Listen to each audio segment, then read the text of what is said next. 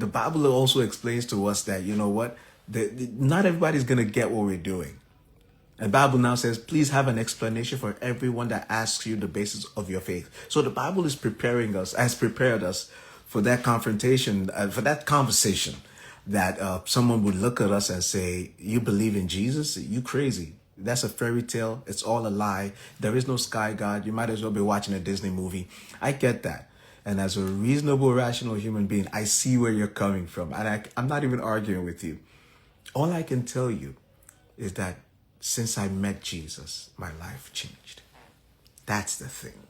That's the part I can't get over. That's why I'm still serving him. That's why I'm still worshiping him, because it changed my life. The encounter changed my life. And so that's my main answer to people. How you still believing in this old religion? Oh, you know, statistics say there will be nobody will be a Christian in the next 100 years or whatever. That may be possible. But what I'm telling you is that as for me, I met the Lord and he changed my life. Before I met him, I was on that side too. Like, this faith thing is a joke, right? Like, no grown, rational human being should be on this kind of thing, this faith, religion, you know. But then you meet Jesus, bro, and then you stop arguing. That's what's happening. So for us who are believers, we need to know where our strength comes from. We need to know where our discernment comes from. It is from the Word of God. Can nobody tell you anything fresh or new that's going to contradict what God has already said? And that's how you test every spirit. Anything you hear that does not conform to what you're understanding from the Word of God, that's not acceptable. We're not doing that. We're not doing that. That brother had that skit showing a lot of, you know, ministries where pastors are, you know, just doing all kinds of things. We don't even know, you know, what's going on in some churches right now. You know what I mean? Like, we don't even know, is it a church? What is it? You know, and we're sitting here, we know this is happening. For many of us, we've been talking about it for a long time. And so when someone does a video like that, it just really, it stirs up feelings. And one of the things that I find funny is this. If you're upset with Drewski, you need to ask yourself what you're upset about.